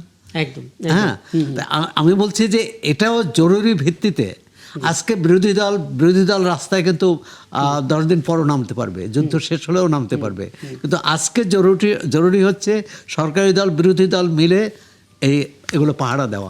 দ্বিতীয় হচ্ছে এর সঙ্গে আরেকটি যোগ করি, কেন একটা কমিটি গঠন করা হবে না? সংসদের ভিতরে হতে পারে যে প্রশাসনের কোথায় দুর্বলতা আছে, কেন তারা পারছে না, সেটা নিয়েও তো এটা কিভাবে আলোচনা হবে? আমরা তো এখনো সংস্কার আর সংবিধান এই তর্কের মধ্যে তো আটকে আছি। না, তাহলে তো হবে না। মানুষ জুলাই সনদ বাস্তবায়ন হোক এটা চায়, একটি সরকার যেসব প্রতিশ্রুতি দিয়েছে সেগুলো বাস্তবায়ন হোক চান। কিন্তু এই মুহূর্তে যে 7 ঘন্টা ফিলিং স্টেশনের সামনে গাড়ি নিয়ে বসে থাকে বা বাইক নিয়ে বসে থাকে, তার কাছে এটা কিন্তু অর্থহীন একদম। আমি এটাই বলতে যাচ্ছিলাম। আমি একটু আরেকটা এই ইস্যুতে একটু ফজলে হুদা বাবুল, আপনার একটা বক্তব্য খুবই জরুরি। গেল কয়েকদিন ধরে যারাই আসছেন বিরোধী দলের অতিথিরা এখানে প্রত্যেকে একটা কথাই বলছেন, সরকার এখন পর্যন্ত কেন স্বীকার করছে না যে তেলের সংকট আছে? উত্তর দেব? হ্যাঁ, এটা যদি একটু স্পষ্ট করেন। জি, ধরুন আল্লাহ না করুক আমি অন্ধ, আমাকে সারাদিন বলতে হবে আমি অন্ধ। সারা পৃথিবীতে এটা বৈশ্বিক সংকট। আপনি জানেন যে এমন কোনো দেশ নাই যে তেলের দাম বাড়ায়নি, এবং আমাদের মাননীয় প্রধানমন্ত্রী শুরু থেকে বলছেন এসি ব্যবহার যত কম করা যায় 25-এর উপর রাখেন, কৃচ্ছতা সাধন করেন, যেখানে দরকার নাই দরকার হলে ন্যাচারাল আলো দিয়ে চলেন। এটা তো আমরা বলছি, সরকার তো বলছেই সংকটে আছে জন্যই তো কৃচ্ছতা সাধনের কথা বলছে, সংকটে আছে জন্যই তো। এটা তো ভাই, আমার সকালবেলা আমার সূর্য পূর্ব দিকে উঠবে, আমার কেন সকালে উঠে বলতে হবে আমার বিরোধী দল কোন পয়েন্টটা চাচ্ছেন? দেখুন আজকে কিন্তু একটা সংসদ ছিল, আজকে কিন্তু আমাদের বিরোধী দলীয় নেতা উনি কিন্তু সংসদে অনুপস্থিত ছিলেন পুরো দিন, উনি রাস্তায় ছিলেন। এই যে 60 দিন পূর্ণ হলো, এর মাঝে 2 বছরের বাচ্চাকে হেনস্থা করা শুরু করে দিয়েছেন আপনি। 2 মাসের বাচ্চাকে আপনি হেনস্থা করা শুরু করে দিলেন। আপনার উদ্দেশ্যটা কি রে ভাই? আপনি কি দেশ গঠন করবেন? মানুষের সিরিয়াস কনসার্ন গুলোকে আপনি হেল্প করবেন? আপনারা শুরুতে বলেছিলেন ছায়া সরকার করবেন, মাত্র বোধহয় আজকে ওনারা ছায়া সরকার নিয়ে একটা পরিকল্পনা দেন না ভাই, একটা সংবাদ সম্মেলন করেন যে আমরা সরকারকে এইভাবে জিনিসটা করতে বলছি, আমাদের এক্সপার্ট টিম এটা বলছে, দেখেন সরকার এটা অ্যাকসেপ্ট করে কিনা রিজেক্ট করে। আপনারা তো এখন পর্যন্ত আপনারা তো বলেন আপনারা পড়ালেখা করার লোক, তাহলে এখন পর্যন্ত একটা দেশের সাথে আপনারা যোগাযোগ করে একটা কিছু তেল এনে কোন যে ভাই এখান থেকে তেল নেন, এটা খরচ কম, এটা নিয়ে আসলে আপনারা দ্রুতভাবে সার্ভিস দিতে পারবেন। আপনি একটা অ্যাপ বানায় সরকারকে বলেন আমরা এটা করেছি, খালি সমালোচনা করবেন। দেখুন সরকার কিন্তু এই না সরকার দলীয় সাংসদরা, সরকার কিন্তু সরকার এবং বিরোধী দল। কিন্তু বিরোধী দলের আমরা ভূমিকা দেখছি কিভাবে, যে এই সরকারকে ডিএস্টাবলিশ করার জন্য, এই সরকারের বিরুদ্ধে কথা বলার জন্য, এই সরকারের ভালো কোনো কাজ নিয়ে কথা বলার কিন্তু কথা তারা বলছে না। এই সরকার শুনুন, এই বাংলাদেশের রাজনীতিটা বেশি হয়, সাধারণ মানুষটা কম। মুশকিলটা অন্য জায়গায়। তো মুশকিলটা হচ্ছে এই জনগুরুত্বপূর্ণ বিষয়টা নিয়ে যতটা না আলোচনা হচ্ছে, তার আগে একটা মৌলিক বিষয় হিসেবে তারা বলছে যে গণভোট ইস্যুতে সরকার একেবারে অনিহা, গণভোট তারা মানতে চায় না, সংবিধান সংস্কার নিয়ে আজকেও তাদের এই কর্মসূচি 2 সপ্তাহের জন্য তারা দিল। ওই যে বললাম যে বিরোধী দল রাস্তায় থাকবে তাহলে সংসদে আসলেন কেন, তারা নির্বাচন করলেন কেন, রাস্তায় থেকে কি করতে চায়? 12ই ফেব্রুয়ারিতে কিন্তু জনগণ রায় দিয়ে দিয়েছে গণভোট নিয়েও, রাইট? গণভোটের উপর একটা, আমরা তো ভোট দিয়েছি, তো সেখানে আমরা ভোট দিয়েছি। গণভোটে 4টার মধ্যে একটা ঘ ছিল, ক এর পর খ থাকে, খ এর পর গ ছিল, গ এর পর ঘ ছিল। সংখ্যাগরিষ্ঠতা তাদের মতামতে একটু বেশি সুযোগ পাবে, এরকম রাইট? একটা। আমরা একটা জুলাই সনদ, একটা রাজনৈতিক সমঝোতার একটা দলিলও আমরা সাইন করেছি। বিএনপি যদি কোথাও থেকে এখান থেকে কোথাও সরে যায়, লেট দেম কাম আউট। এখন গণভোটের রায়, গণভোটের একটা আদেশ হয়েছে, তার বেসিস একটা ভোটও হয়েছে। গণভোটের আদেশ সবাই বলে যে বিএনপি মানছে না। আরে ভাই, না মানলে বিএনপি গণভোটে গেল কেন? বেসিক বিষয় হচ্ছে কি, বিএনপি ন্যারেটিভের রাজনীতি করে না, বিএনপি আইনের রাজনীতি করে, সাধারণ মানুষের জন্য রাজনীতি করে। এবং এ কারণেই আপনি একটা জিনিস লক্ষ্য রাখবেন যে গণভোটের রায় না মানলে আমরা তো ভোটেই যেতাম না। এক। দুই, গণভোটের জন্য যেটা হয়েছে, গণভোট তো হয়ে গেছে, দিস ইজ অ্যাকসেপ্টেড। এখন আমরা কি করব? দ্বিকক্ষ পার্লামেন্ট করব, যে যে জিনিসগুলো আমরা বলেছি জুলাই সনদে সেগুলো ইমপ্লিমেন্ট করব। আমরা এখন গণভোটের রায় হয়ে যাওয়ার পর, আমার তো আরেকটা গণভোট সামনে মাসে লাগছে না, 1 বছর পর লাগছে না, 2 বছর পর লাগছে না, তো আবারও একটা গণভোটের এই আস্থা তো আসলে বিরোধী দল পাচ্ছে না, যে কারণে আসলে তারা পথে। আমি আবারও আসবো আপনার কাছে, বিরতিতে যেতে হবে। আমি সালাউদ্দিন আইয়ুবী, আপনি নিশ্চয়ই শুনেছেন ফজলুদ্দা বাবুল অনেকগুলো পয়েন্ট বলেছেন। এর বাইরে আমার আরেকটা প্রশ্ন ছিল, সেটা করে তারপর বিরতিতে যেতে চাই। সেটা হচ্ছে যে আপনি আয়োজন শুরুর সময় বলেছেন যে মানুষের ঘরে যদি অশান্তি থাকে, সবচেয়ে বেশি প্রয়োজনটাই সে যদি পূরণ করতে না পারে, তাহলে অনেক কিছু তার কাছে অর্থহীন হয়ে যায়। জ্বালানি সংকট ঠিক সেরকমই, হামের সংকটও ঠিক সেরকমই, যে পরিমাণ হামে আক্রান্তের খবর আমরা পাচ্ছি। এখন এর মাঝখানে যদি আপনারা এই দাবি নিয়ে রাস্তায় নামেন, জনগণকে কতটা পাশে পাবেন সেটা নিয়ে একটু আলাপ করার চেষ্টা করবো, ছোট্ট একটা বিরতির পর ফিরে এসে। দর্শক, আপনারা আছেন ৭১ জানালে, আরও একটা বিরতি নিয়ে ফিরছি, আমাদের সঙ্গে থাকবেন। সাথে থাকার জন্য ধন্যবাদ। রাকিব হাসান আরও একবার ৭১ জানালে আমন্ত্রণ জানাচ্ছি, এবং জনাব সালাউদ্দিন আইয়ুবী, দুটো বিষয় একটু জেনে নিতে চাই আপনার কাছ থেকে। ফজলুদ্দা বাবুল অনেকগুলো পয়েন্ট বলেছেন। পার্লামেন্টের এখনকার দিনটা খুব গুরুত্বপূর্ণ, প্রতিটা অধিবেশনই গুরুত্বপূর্ণ। সেখানে আসলে বিরোধী দলের বিরোধী নেতা অনুপস্থিত ছিলেন, যদিও তিনি বৈঠকে এসেছিলেন সকালবেলা 11টার সময়, যেখান থেকে কর্মসূচি ঘোষণা দেওয়া হয়েছে। পার্লামেন্টে তাহলে কেন যদি রাজপথে এখনই আমরা নেমে যাই? দ্বিতীয় বিষয় আরেকটা ছিল, এখন পর্যন্ত যতটুকু বলা হচ্ছে একটা ন্যারেটিভ তৈরির চেষ্টা চলছে, এবং যেটা ফজলুদ্দা বাবুল বললেন যে বিএনপি ন্যারেটিভে রাজনীতি করে না, এই ব্যাখ্যাটা একটু দেবেন। এবং আপনি যেটা বলছিলেন, গণভোটের রায় বাস্তবায়নে নতুন করে 2 সপ্তাহব্যাপী আন্দোলন কর্মসূচির ঘোষণা দেওয়া হয়েছে। আপনি মনে করেন কিনা জ্বালানি এবং হাম ইস্যুর মধ্যে মানুষ আসলে গণভোটের রায় বাস্তবায়ন ইস্যুতে খুব বেশি আগ্রহী হবে বা তাদেরকে পাশে পাবেন? জি, আবারও ধন্যবাদ আপনাকে। আমি আপনার এই প্রসঙ্গে আসার আগে বাবুল ভাই বেশ কিছু কথা বলেছেন। বাবুল বলছেন যে সরকারকে কেন বিরোধী দল তেল আইনা দিয়ে বলছে না যে কম দামে আমরা তেল নিয়ে আসছি। খুব চমৎকার বাবুল ভাই। দেখেন, সরকার বলছে আমার লাগবে না, আমার পর্যাপ্ত তেল আছে, বারবার বলছে, একবার নয়, দুইবার নয়, সংসদে বলছে, মন্ত্রণালয়ে বলছে, বিজ্ঞপ্তি দিয়ে বলছে, বারবার বলতেছে যে সৌরভ সাহেব বলতেছিল যে তেল আসছে, তেল আছে, এইটাই সরকারের পক্ষ থেকে বলা হচ্ছে। সরকার এটাও বলছে 200 কোটি টাকা প্রত্যেকদিন একটু বলেছি। সুতরাং সরকার তো বলছেই না যে করেন। দ্বিতীয়ত, সরকারকে সরাসরি সাজেশন দেওয়ার জন্যই সংসদে উত্থাপন করা হয়েছিল মূলত ওই প্রস্তাব তারা গ্রহণ করেনি। তৃতীয়ত হলো, সরকার এটা না করার পরে মাননীয় বিরোধী দলীয় নেতা জামাত ইসলামের সম্মানিত আমি ডাক্তার শফিকুর রহমান বিবৃতি দিয়ে সরকারকে কয়েকটা সুপরামর্শ দিয়েছেন। সেখানে বলেছেন যে বিকল্প তেলের বাজার খুঁজতে হবে, সেক্ষেত্রে কোথায় পাওয়া যায় সেটাও তিনি বিবৃতিতে উল্লেখ করেছেন। D8 এর সাথে কথা বলার কথা বলেছেন, ওআইসির সাথে কথা বলার কথা বলেছেন, মুসলিম বিশ্বের সাথে গুরুত্ব দেয়নি সরকার, তো এগুলো তো মনে হয় গুরুত্বও দিয়েছে, সেগুলো নিয়ে আলোচনাও হয়েছে। দিয়েছে, কিন্তু স্বীকার তো করবে না যে এই জায়গা থেকে তারা গুরুত্ব দিয়েছে। এই বিবৃতিতে দিয়েছে, এটাই তো স্বীকার করবে না বাবুল ভাইরা, স্বীকার করবে না, মনে করবে না, কারণ এটা মানে স্বীকার করলে তো তাদের রাজনীতি আর থাকছে না। তারপরে হলো বাবুল ভাই বলেছেন যে বিবৃতি কোথায় দিয়েছে, ওই যে বিবৃতির ব্যাপারটা একটু বলবেন। জামাতের আমির তিনি আসলে কোথায়, জামাতের যে অফিসিয়াল পেজ আছে সেখানে দেওয়া হয়েছে। জামাত ইসলাম সম্মানিত আমির ডাক্তার শফিকুর রহমানের, আমি একটু বলি, শফিকুর রহমানের যে ব্যক্তিগত পেজ আছে সেখানে দেওয়া হয়েছে, সোশ্যাল মিডিয়াতেই দেওয়া হয়েছে, পার্লামেন্টে দেওয়া হয়নি। না, পার্লামেন্টে আসে। পার্লামেন্টে এই ধরনের 300 ধারা বিবৃতি দেওয়ার সুযোগ বিরোধী দলের পক্ষ থেকে থাকে না। আচ্ছা, সেটা ঠিক আছে। মন্ত্রী পরিষদে থাকে। সারাদিনই দেন উনি বক্তব্য। হ্যাঁ, ওকে, আপনি বলুন তারপর। জি, এরপর যে হলো, কোনো সময় বিরোধী তিনি দলের বলেছেন নেতা যে উঠলে বক্তব্য দিতে পারেন। জুলাই গণভোট বাবুল ভাইরা মেনে নিয়েছে, বাবুল ভাইরা গণভোটে কেন আসছে, আসার মাধ্যমে মেনে নেওয়ার প্রমাণ করছে। এটা বাবুল ভাই বলছে। বাবুল ভাই যেমন অকপটে স্বীকার করলো জি। যে বৈশ্বিক সংকট আছে, এটাকে আলাদা করে অ্যাড্রেস করতে হবে কেন, জি। অথচ স্পষ্টভাবে অস্বীকার করা হচ্ছে যে সংকট নাই। এটা মাননীয় জ্বালানি মন্ত্রী বলছে কোনো সংকট নাই, বরং কৃত্রিম সংকটের চেষ্টা করা হচ্ছে বিভিন্ন মহল থেকে, এই কথা বলা হয়েছে। সুতরাং সংকট নেই। আচ্ছা, এখানে এটা কি একটু বলবেন?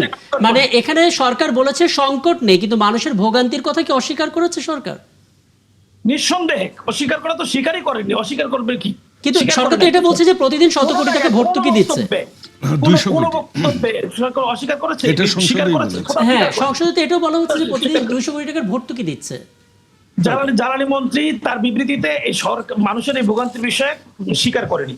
আমি এরপরে যেটা আসছি, ভাই বলছেন যে গণভোট তারা মেনে নিয়েছে। জি। স্পষ্ট করে মাননীয় স্বরাষ্ট্রমন্ত্রী বলেছেন গণভোটের যে আদেশ সেটা অবৈধ, গণভোট যে হয়েছে সেই প্রক্রিয়াটা অবৈধ, গণভোটের যে অধ্যাদেশ সেই অধ্যাদেশকে তারা ল্যাপস করে দিয়েছে, অর্থাৎ এটা উত্থাপনের উপযুক্ত নয়, এটা আইনে কার্যকর করেনি তারা।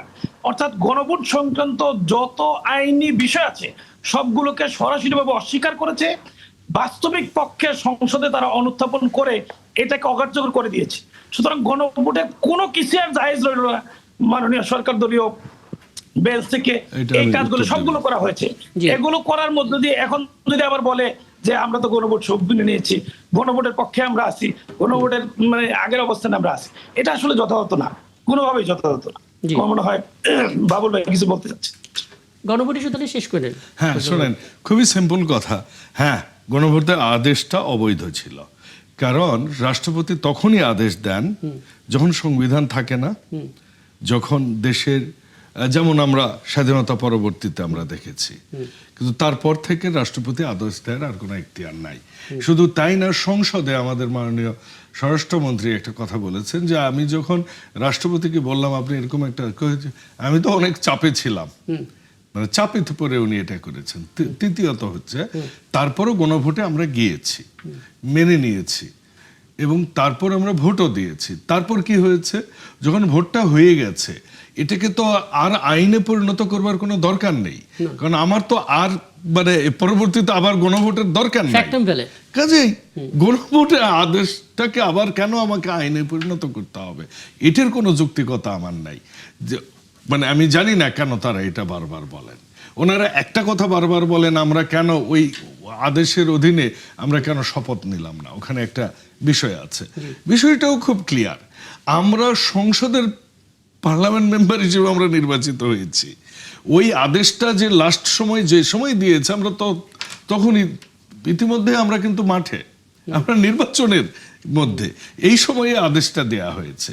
তো আমরা তো ওই আদেশ অনুযায়ী চলতে তো বাধ্য নই, কারণ এখানে আমাদেরকে জনগণ যখন ভোট দিয়েছে as a member of parliament, আমরা কোথাও বলিনি আমরা কোনো নির্বাচনের কোথাও কোনো বিএনপির সদস্য বা ধানের শীষে মার্কা নিয়ে নির্বাচন করেছে এমন কেউ বলেননি যে আমরা দুই জায়গায় শপথ নিব। আমরা মেম্বার অফ পার্লামেন্ট হিসেবে নির্বাচিত হয়েছে, আমরা শপথ নিয়েছি সেই অনুযায়ী। সালাউদ্দিন আরবি, একটা বিষয় নিশ্চয়ই আপনি শুনেছেন, যেটা চিফ হুইপ আনুষ্ঠানিকভাবে জানিয়েছেন এবং আইনমন্ত্রী নিজেও আলাদা প্রোগ্রামে এটা বলেছেন, গুম কমিশন, মানবাধিকার কমিশন, বিচার বিভাগ সংক্রান্ত ইস্যু, এই সমস্ত বিষয়গুলো নিয়ে বিরোধী দলের সঙ্গে আগামী 15 মের পর একটা আলোচনা করা হবে। অংশীদারিত্বর ভিত্তিতে, অর্থাৎ যারা অংশীদার আছে সবাইকে নিয়েই আলাপটা হবে। একই সঙ্গে বলা হচ্ছিল কোনো অধ্যাদেশই যেগুলো হয়নি, 16টা অধ্যাদেশ, সেগুলো আসলে বাই কনসালটেশন ছাড়া, কোনো রকমের আলোচনা ছাড়া বিরোধী দলের সঙ্গে সরকার এটা করবে না। সরকার ভাববে, বিরোধী দলকে নিয়েই সমাধান করার চেষ্টা করবে। তারপরও কেন আসলে এখন এই 2 সপ্তাহে সংসদেও বলেছে, সংসদে বলেছে, সেক্ষেত্রে আপত্তির জায়গাটা কোথায় বা কেন মানছেন না এটা? জি, ধন্যবাদ আপনাকে। দেখেন, আমরা এগুলোকে সাধুবাদ জানাই, প্রথমত সরকারের এই চিন্তাকে সাধুবাদ জানাই, কিন্তু আশঙ্কার জায়গা কি, সংসদে সর্বোচ্চ ফোরাম হলো কার্য উপদেষ্টা কমিটি, যেখানে সংসদের সর্বোচ্চ ব্যক্তিরা থাকেন, কার্য উপদেষ্টা কমিটিতে মাননীয় স্পিকারের উপস্থিতিতে সিদ্ধান্ত হয় 133টি অধ্যাদেশের সবগুলো সংসদে উত্থাপিত হবে, সেখানে আলোচনার ভিত্তিতে যেগুলো ল্যাপস হওয়া সেগুলো ল্যাপস হবে। জি। কিন্তু সকলের ঐক্যমত্যের ভিত্তিতে, স্পিকারের রুলের ভিত্তিতে সেখান থেকে চলে আসা বিরোধী দলের কনসার্ন ছিল, জানা সুযোগ ছিল, কথা বলার ছিল, বলা হয়েছে আপনারা চাইলে পরবর্তীতে সে কথাগুলো বলতে পারবেন। আমি দুঃখিত, বলতে বলতে বিদ্যুৎ চলে গেছে, এটা হ্যাঁ, আমাকে আশা করি শুনতে পাচ্ছেন। আমরা শুনতে পাচ্ছি আমি আপনাকে, জি, বলুন। জি জি জি বলছি যে মানে জি। এই যে একেবারে সবাই ঐক্যমত হয়ে মাননীয় স্পিকারের উপস্থিতিতে আলোচনা হওয়ার পরেও সরকারি দল কিন্তু সংসদে এসে এটা অস্বীকার করলো এবং 133টি এখানে বিল যদি উত্থাপন না একটু করে সাউদির আরবে একটু বাকি সুযোগ দেন। বিলগুলো- আমরা দুদিন আগে আমি স্বরাষ্ট্রমন্ত্রীর আরেকটা বক্তব্য শুনছিলাম এবং স্বরাষ্ট্রমন্ত্রী স্পষ্ট করে বললেন 18 মাসের যে তত্ত্বাবধায়ক সরকার ছিল, মানে অন্তর্বর্তী সরকার ছিল, সে সময় তাড়াহুড়া করে শেষের দিকে এই 133টা অধ্যাদেশে অনেক কিছু করা হয়েছে। তার ভিতরে গুম, মানবাধিকার এবং বিচার বিভাগ সহ এরকম সেন্সিটিভ ইস্যুও রয়েছে। কাজে তাড়াহুড়া করে যেহেতু করা হয়েছে, এখন আমরা নতুন করে আলোচনা করে সবার মতামত নিয়ে জিনিসটা আরো ভালোভাবে করতে পারি কিনা। তিনি নিজেও বলেছেন যে আমি নিজেও গুমের শিকার হয়েছি। এই প্রসঙ্গে আসছিলাম, যেখানে সর্বোচ্চ ফোরাম মাননীয় স্পিকারের কার্যনির্বাহী পরিষদেই সিদ্ধান্ত হয়েছে, যেগুলো আমরা পরবর্তীতে করব। বিরোধী দলের নেতার উপস্থিতিতে ওনার কাছে কার্যনির্বাহী বাবুল ভাই, আমি কথা শেষ আচ্ছা, করি, শেষ আশা করুন, করি শেষ করুন, আপনি শেষ করুন, বলতে পারবেন। জি। যেখানে সর্বোচ্চ ফোরাম কার্য উপদেষ্টা কমিটির সিদ্ধান্তের ভিত্তিতে জি। আলোচনা হলো যে আমরা এই বিষয়গুলো উত্থাপন করব, তারা এই কথা রাখেনি। আসলে সংসদে এসে পুরো পোল্টি মেরেছে, বিষয়গুলো বলা যায় তো এটাকে। উত্থাপন করবেই। আমি একটু বাবুল ভাই শেষ করি, পোল্টি মেরেছে। এখন মাননীয় চিফ হুইপ বলেছেন, আমি শুরুতেই সাধুবাদ জানিয়েছি, আমার মনে হয় এটাতে অংশগ্রহণও করা হবে, কিন্তু জি। অংশগ্রহণ করার ভিত্তিতে যে সিদ্ধান্তগুলো হবে সেই সিদ্ধান্ত গণভোটের রায়ের আগে যেভাবে হায়ের পক্ষে প্রচারণা করে মাননীয় প্রধানমন্ত্রী জনগণকে প্রতারিত করে পরবর্তীতে এখন বলছে হ্যাঁ ভোট অবৈধ ছিল, আদেশ অবৈধ ছিল, অধ্যাদেশ ল্যাপস করে দিল। জনগণের সাথে এত বড় প্রতারণা করার পরে আমাদের সাথে কার্য উপদেষ্টা কমিটিতে সিদ্ধান্তের পর প্রতারণা করে এখন আমরা কি আবার প্রতারণা আমাদেরকে শব্দটা নিয়ে বলতে বসে- পারি? কারণ গণভোট তো আমি বাতিল হয়ে যায়নি। আমি সব সাউদি আরবে আমরা কি আপনি এখনই প্রতারণা বলতে পারি? কারণ গণভোট তো বাতিল হয়ে আমি যায়নি। একটু বলি, কেন বলতেছেন বাতিল হয়ে যায়নি? গণভোটের ভিত্তিতে সংস্কার পরিষদের সদস্য হিসেবে ওনার শপথ নেওয়ার কথা, শপথ নেয়নি, প্রথম দিনই এটা বাতিলের পথ হ্যাঁ, দিয়েছে। হ্যাঁ। দ্বিতীয়ত এই অধ্যাদেশকে অবৈধ বলছে, বাতিল অবৈধ বলার পরে আর বাতিল না হওয়ার তো কোনো উপায় থাকে না। অধ্যাদেশটাকে ল্যাপস করা হয়েছে। এইখানে বাবু ভাই এখন বললেন যে এটার আসলে কোনো কার্যকারিতা থাকে না, তাহলে কোন কারণে আপনারা বলছেন গণভোটকে তারা মেনে নিয়েছে? কোন কারণে আপনারা বলছেন যে গণভোটের পক্ষে এই আছেন? প্রশ্নটা আমার তো কোনো একটু এই কোনো প্রশ্নটা কারণ একটা আমার যদি কাছে আমি তো হ্যাঁ, সাউদি আরবে দেখি নাই। এই যে যেই প্রশ্নটা বললেন, যতটুকু বললেন ততটুকুর ব্যাখ্যাটা আমি ফজলুদ্দা বাবুলের কাছ থেকে নেব একটা ছোট্ট বিরতি পর ফিরে এসে। দর্শক, আরো একটা বিরতি নিচ্ছি, আমাদের সঙ্গে থাকবেন। ফেলার বিরতি পর আপনারা আছেন 71-এ চলছে 71 জার্নাল এবং আরও একবার আমরা আলাপে ফিরতে চাই। ফজলুদ্দা বাবুল, আপনি শুনছিলেন সালাউদ্দিন আইয়ুবী বেশ কয়েকটা পয়েন্ট বলেছেন, তার ভিতরে শুধুমাত্র এটুকুর উত্তরটা আপনার কাছ থেকে চাই। ঠিক কি কারণে আমরা এখনো বলতে পারি যে সরকার গণভোট বাতিল করেনি? কারণ অনেক কিছুই তো সরকার বলছে, আদেশ অবৈধ, একটু আগে আপনি বললেন ফ্যাক্ট অ্যান্ড ভ্যালিডের কথা বলা হচ্ছে, যেটা ঘটনাক্রমে সিদ্ধ, এবং সরকারের পক্ষ থেকে যারা আসলে আপনার মেম্বার অফ পার্লামেন্ট আছেন তারা আসলে শপথও নেয়নি সংস্কার পরিষদের। তাহলে আসলে কিভাবে বিরোধী দল বুঝবে যে এটা বাতিল হয়নি গণভোট? শুরুতে যেটা বললাম, ন্যারেটিভ দিবে, এটা খুব স্বাভাবিক এবং যার যারটা শেষে বলবে, এটাই গণতন্ত্রের সৌন্দর্য। কিন্তু বাস্তব ঘটনাটা হচ্ছে এই আদেশের ভিত্তিতে ভোট হয়েছে, গণভোটের রায় এসেছে। গণভোটের রায়টা মূলত হচ্ছে জুলাই সনদটা আমরা ইমপ্লিমেন্ট কিভাবে করব, এবং সেটার একটা গণরায়, সে গণরায়টা প্রয়োজন ছিল, সেটা হয়ে গেছে। এখন যে অধ্যাদেশটা নিয়ে ওনারা বলছেন, সে অধ্যাদেশটা তো তার ভিত্তিতে তো একটা ইলেকশন হয়েছে, তো সেই গণভোট হওয়ার পর তো আর সেই অধ্যাদেশের কার্যকারিতা থাকে না। এ তো বিএনপি তো আর বাতিল করেনি, এটা যখন এক্সিকিউট হয়ে গেছে তারপর তো এটা আপনি আপ বাতিল হয়ে গেছে, এখানে তো বিএনপির কোনো হাত নেই, নাম্বার ওয়ান। নাম্বার টু, আপনি আরেকটা প্রশ্ন করেছেন যে এটাকে কি বিএনপি অ্যাভয়েড করছে কিনা। বিএনপির এখানে অ্যাভয়েড করার বা একসেপ্ট করবার কিছু নাই। সেটা হচ্ছে পার্লামেন্ট স্বাধীন পার্লামেন্ট যে সিদ্ধান্ত যখন নিবে সেটাই হবে। উনি যেটা বলেছেন যে কার্যনির্বাহী পরিষদের সিদ্ধান্ত হয়েছে, এগুলা নিয়ে আলোচনা হবে, এগুলাকে আমরা সংবিধানে ইনকর্পোরেট করতে হবে, উনি বলেছেন। তো আমরা কি বলছি, আমরা কি করব না? আমরা কিন্তু সংসদে বলেছি এগুলো নিয়ে আলোচনা হবে, এগুলো ইনকর্পোরেট হবে, এগুলো নিয়ে বিএনপির যে নোট অফ ডিসেন্ট ছিল, যেটার ভিত্তিতে মানুষ বিএনপিকে ভোট দিয়েছে, যে নোট অফ ডিসেন্ট, যে জুলাই সনদ, যে গণভোট, সেটা বিএনপি কার্যকর করবে। আমরা কবে বললাম যেটা করব না? আপনারা যখন দেশে জ্বালানির মতো সিরিয়াস ইস্যুগুলো যখন দেশে, তখন আপনারা রাজপথে যেতে চান, আপনাদের ভালো লাগে, আপনার রিস্টাবলিশমেন্ট আপনাদের খুব ভালো লাগে। আচ্ছা, করেন আপনারা।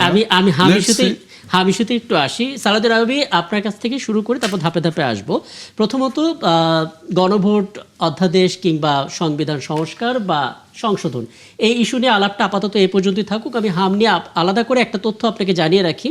আজকে একজন জনস্বাস্থ্য বিশেষজ্ঞ এবং মহামারী স্পেশালিস্টের সঙ্গে কথা হচ্ছিল আমাদের, আমরা প্রতিবেদনও তৈরি করেছি, এবং আমাদের একটা প্রশ্ন ছিল, আমরা রাজশাহীকে হামের হটস্পট দেখছিলাম, কিন্তু এখন আমরা দেখতে পাচ্ছি খোদ রাজধানী হচ্ছে হটস্পট, রাজশাহীতে অনেকটা কমে গেছে। এবং এর একটা ব্যাখ্যা হচ্ছে যে টিকার কার্যকারিতা শুরু হয়েছে, আগামী 1 থেকে 1.5 মাসের মধ্যে ঢাকার পরিস্থিতি স্বাভাবিক হবে, পরিস্থিতি বদলাবে। এটা হচ্ছে প্রেক্ষাপট, এটা বিশেষজ্ঞদের মতামত। কিন্তু আপনারা বলছেন হাম নিয়ন্ত্রণেও সরকার ব্যর্থ। একটু ব্যাখ্যা দেবেন ছোট করে? ধন্যবাদ। আমি এটার সাথে একটু যুক্ত করি, সেটা হলো যক্ষার যে কি থাকার কথা, যে প্রস্তুতি থাকার কথা, আপনি আজকে 2-3টা পত্রিকায় এসেছে যে যক্ষার কিটেরও সংকট শুরু হয়েছে ইতিমধ্যেই। অর্থাৎ এই যে ব্যবস্থাপনায় হাম নিয়ে সংসদে একজন মাননীয় সংসদ সদস্য প্রশ্ন করেছিলেন, সংশ্লিষ্ট মন্ত্রণালয়ের সম্মানিত মন্ত্রী মানে উত্তর দিয়েছেন। উত্তরে তিনি বলেছেন যে হামের যে প্রস্তুতি সাধারণত নেওয়া হয় সেটা হলো টিকা এনে সংগ্রহে রাখা হয়, যথাসময়ে টিকা দেওয়া হয়। গত কয়েক বছর ধারাবাহিকভাবে টিকা থেকে আমাদের শিশুরা বঞ্চিত হয়েছে, এই কারণে আসলে এখন এটার প্রাদুর্ভাব বেড়েছে। মন্ত্রী মহোদয় তখন বলেছিলেন যে খুব শীঘ্রই আমরা উদ্যোগ গ্রহণ করেছি এবং আমরা যে তেল যেমন খালি আসতেছে, এরকম হামের টিকাও আসছে, সংকটটা আসলে সমাধান হয়ে যাবে। কিন্তু আপনি যে আশঙ্কার কথা বললেন, এটাতে বোঝা যাচ্ছে তেলের মতো আসছে, সংকটে থেকে যাচ্ছে। বিষয়টা বাস্তব। এই জায়গা থেকে মানে আপনি যেভাবে ব্যাখ্যা দেন হামের যে সংকট, এটাকে অস্বীকার করার কোনো সুযোগ নেই। অস্বীকার তো করা যাচ্ছে না, কিন্তু আমি আপনার কাছে এটুকু জানতে চাচ্ছি যে পরিস্থিতি যেই জায়গাটাতে সবচেয়ে বেশি ঝুঁকিপূর্ণ ছিল, সেই জায়গাটা ভালোর দিকে যাচ্ছে, সেই জায়গা থেকে কোনো আশাবাদ আপনারা পাচ্ছেন কিনা, বা কেন বলছেন আসলে সরকার ব্যর্থ, এই ব্যাখ্যাটা একটু জানতে চাচ্ছিলাম ছোট করে আর কি। যে মৃত্যুর ঘটনাগুলো ঘটেছে, এই মৃত্যুর দায় কি সরকার নিবে না? নিঃসন্দেহে সরকারকে নিতে হবে। এইটাকে আপনি মানে কিভাবে ছোট করে দেখবেন? ছোট করে দেখার তো কোনো সুযোগ নেই। যে মানুষগুলো এখন আক্রান্ত হয়েছে, এগুলো সুচিকিৎসা যদি বঞ্চিত হয়, সুচিকিৎসা যদি না পায়, সেখানে অনেকগুলো ইস্যু ছিল, আইসিইউ বেডের কথা ছিল, এই কথা ছিল। আজকেও বাগেরহাটের 2 আসনের এমপি, বাগেরহাট সরকারি যে হাসপাতাল রয়েছে, সে সরকারি হাসপাতালে 10টা আইসিইউ অকেজ অবস্থায় পড়ে আছে বলেছে। তাহলে একেবারে আলাপটা শেষ করে এইভাবে যে কি কি করা যেতে পারতো হাম নিয়ন্ত্রণে। সালাউদ্দিন আইয়ুবী, আমরা আলাপটা শেষ করব, আপনি শুধু এটুকু আমাকে একটু বলবেন ছোট করে, তারপর আমি একটু এগোবো।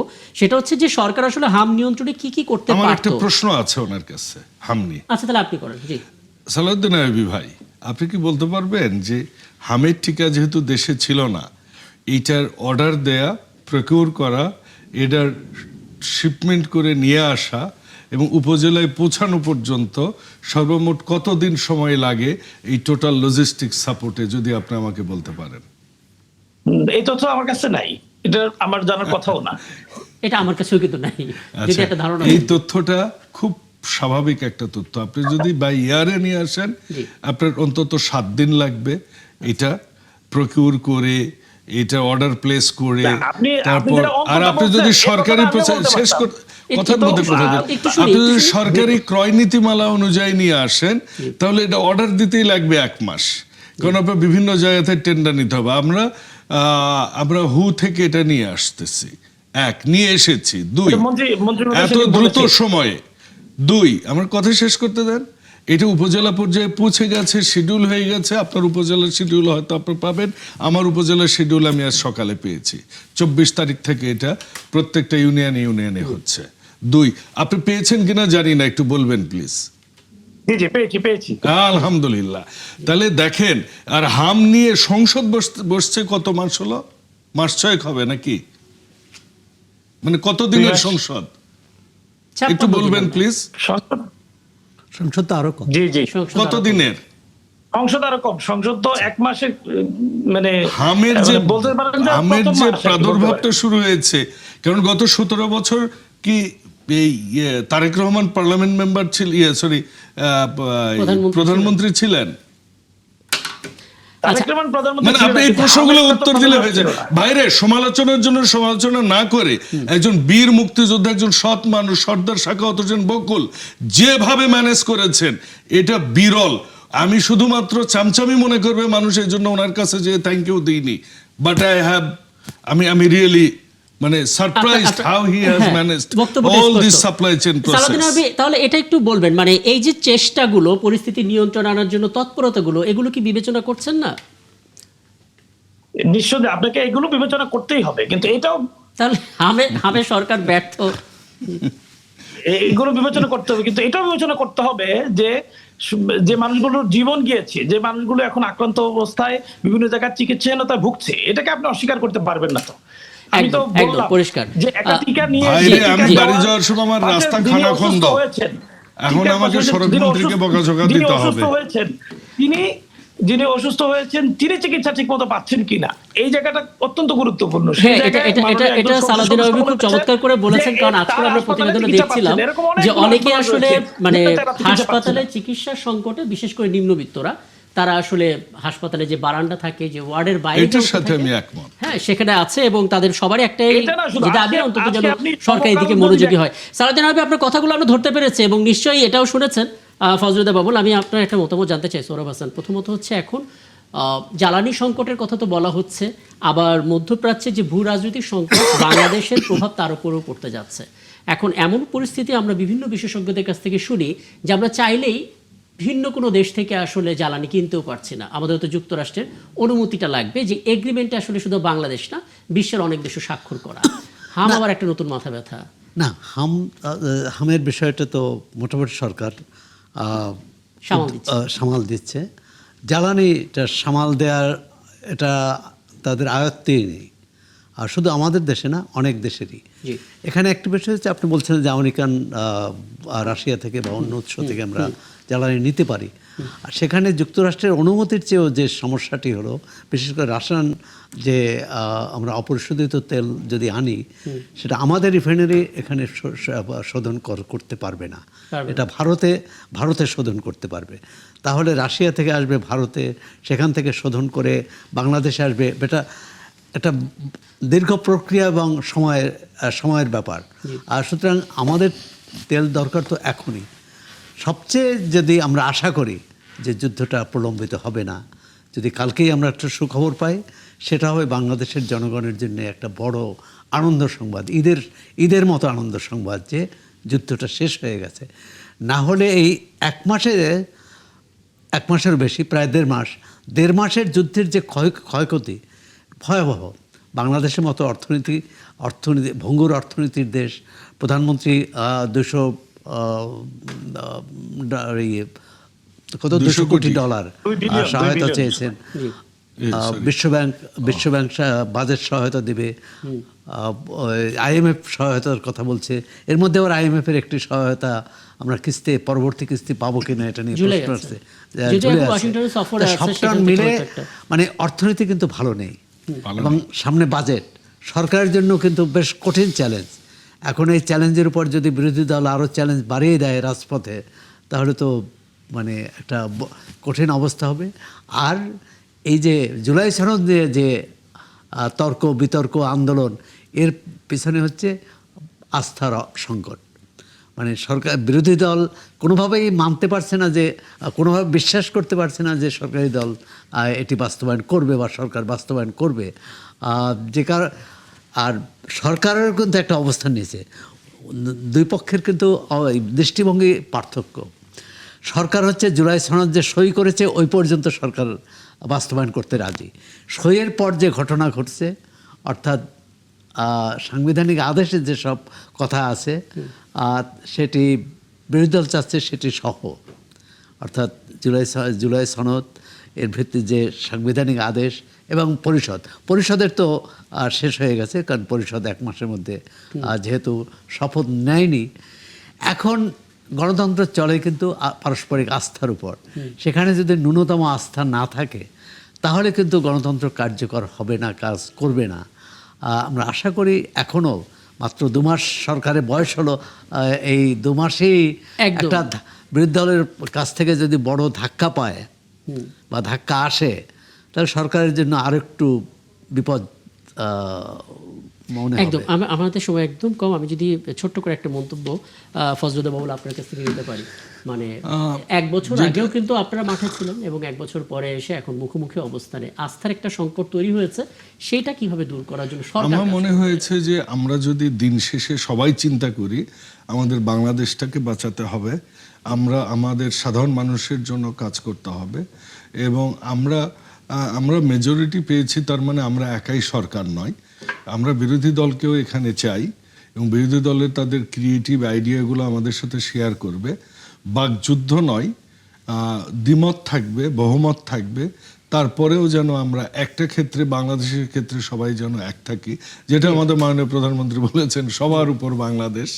এটা যেন পররাষ্ট্রনীতিতে বলেন, জরুরি অবস্থায় বলেন, দেশের মানুষের জন্য বলেন, আমরা যেন সবাই এক থাকি, সুন্দর করে বাংলাদেশটা সামনে এগিয়ে নিতে পারি। অনেক ধন্যবাদ, ধন্যবাদ সারাদিন আয়ুবে আপনাকেও, এবং সময় থাকলে নিশ্চয়ই আলাপটা আরও দীর্ঘ করতাম, এবং সবার কাছে কৃতজ্ঞতা সময়টা দেওয়ার জন্য। দর্শক, এই ছিল আজকের আয়োজনে, এবং আগামীকাল নতুন ইস্যু নিয়ে ৭১ জানালে আবারও আমরা হাজির হব। থাকবেন ৭১-এর সঙ্গে।